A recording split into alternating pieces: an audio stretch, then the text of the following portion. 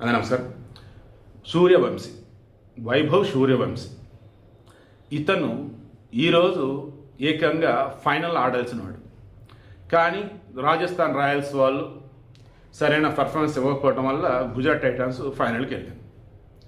ఇప్పుడు final Gujarat Titans, తర్వాత royal Challengers Bengaluru. నాకున్న ఎస్టిమేషన్ ప్రకారం అయితే గుజరాత్ టైటాన్స్ గెలిచిందని అనుకుంటున్నా. ఎందుకంటే ఫైనల్ మ్యాచ్ బెంగళూరు స్టేడియం నుంచి అహ్మదాబాద్ స్టేడియం మారటం కానీ, హార్దిక్ పాండ్యా పక్కన ఎవరైతే ఉన్నారో వాళ్ళే ఎవరైనా కప్పు గెలుస్తారో చెబుతాం కానీ, ఇవన్నీ చూస్తుంటే అక్కడో తేడా కొడుతుంది.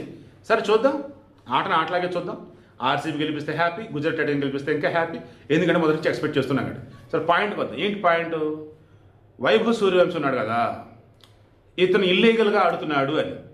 ఏ రకంగా? అతని వయసు ఎంత? 15 సంవత్సరాలు. ఓ రకంగా 15 సంవత్సరాల వయసు అంటే స్కూల్లో ఉండాలి కదా, మరి గ్రౌండ్లో ఏం చేస్తున్నాడు?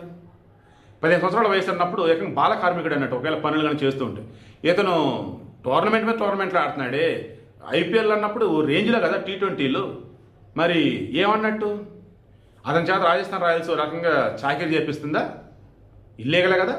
తర్వాత ఇతను ఏంటి, ఈ 15 సంవత్సరాల వయసు అన్నప్పుడు డ్రైవింగ్ కూడా చేయడానికి లేదు, కానీ బౌలర్లని ఊచకోతకు వస్తున్నాడు. అసలు కొట్టులు కూడా కొట్టకుండా కొడతాడు బౌలర్లని అయితే.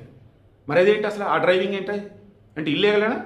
తర్వాత మామూలుగా పిల్లలకు సంబంధించి కొన్ని సినిమాలు చూడకూడదు. ఇతను నచ్చిన సినిమా ఏంటంటే దురంధర్ అన్నాడు. దురంధర్ వచ్చేసి అడల్ట్ సినిమా. మరి వాళ్ళని పర్మిషన్తో వెళ్ళాడంటే అంతే అనుకుందాం. వాళ్ళని పర్మిషన్తో అలా వెళ్ళినా దురంధర్ సినిమా ఇష్టం అని చెబుతున్నాడు అంటే ఏంటి అసలు ఈ పిల్లోడు? ఆలోచించడం మీరే. తర్వాత ఆల్కహాల్ తాగకూడదు, కానీ ఈ పిల్లోడు ఆడుతున్న ఆట చూసేసి ఓ రేంజ్లో ఆల్కహాల్ సేల్స్ పెరిగిపోతున్నాయి బారుల్లో, నిర్వహించిన చోట్ల. ఏళ్ళలో తెగ తాగేస్తున్నాడు ఇతను ఆటను చూస్తూ.